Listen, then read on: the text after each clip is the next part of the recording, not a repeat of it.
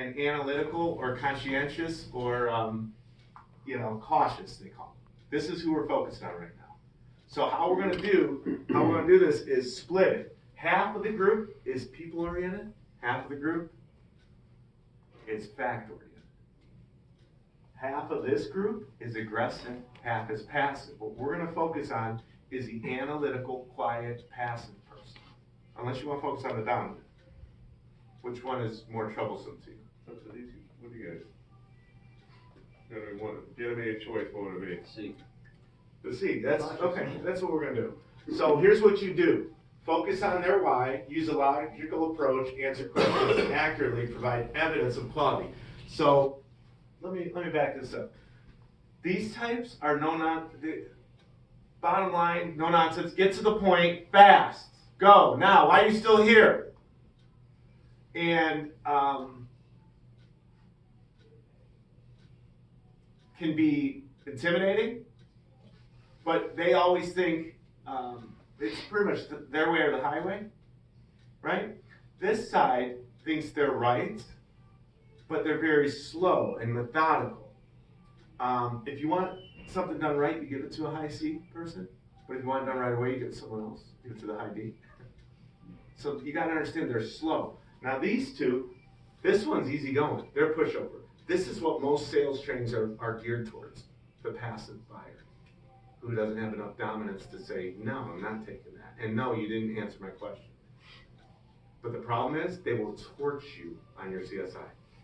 And they will tell people for the rest of their life how horrible you are. But when you call them and say, was everything fine? Well, yeah, because they don't want to hurt your feelings. Now this one, easily swayed back and forth, but they'll go from Acura to Dodge to Chevy in a second. And so, again, most of the sales trainings I've seen are meant for passive relators. What we're going to do is look at the most analytical, the most detail-oriented, because I found that brands kind of lean, like Subaru definitely was over here. The highest percentage of engineers was when I worked at a Subaru dealership. And then you pay attention to things like what's their number 1 and number 2 preset on the radio, typically NPR radios, right? Those are all clues. Those are gorillas. They're telling you something. Don't be overly enthusiastic or social. Where's my social salespeople, my energy sales, my high? Yeah, you are going to freak them out. Hey, welcome to Acura. They're going, oh, God. Get me out of here. Everyone put your hands together real quick. Watch this. Unconscious bias. Analyticals have an unconscious bias towards influencers. Just get over it. It's not personal. You just made an unconscious choice on how to fold your hands. What I'd like you to do is notice which thumb and finger is on top and switch all of them so it's opposite. Fold it the other way. How's that feel? Okay. Are you in a buying mode or are you in a get this discomfort away from me mode? What's your brain tell you to do?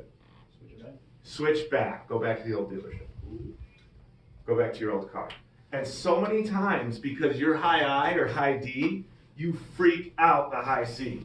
So you have to understand, if you don't know your style, you need to know it, because there's certain people I freak out if I bring Dan Spacagna. Now I'm teaching, and I found you need to be high I. You need to be expressive. You need to be animated when you're teaching public.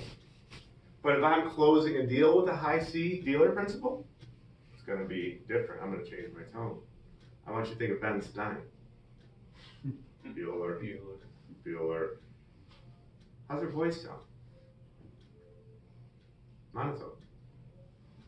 You go, well, hey, we can do that. That is like crossing their hands. They're dying. No, they are. They're dying. Now, there's other styles that will work great. The high I's have the most adaptabilities to D's and S's. So you can get two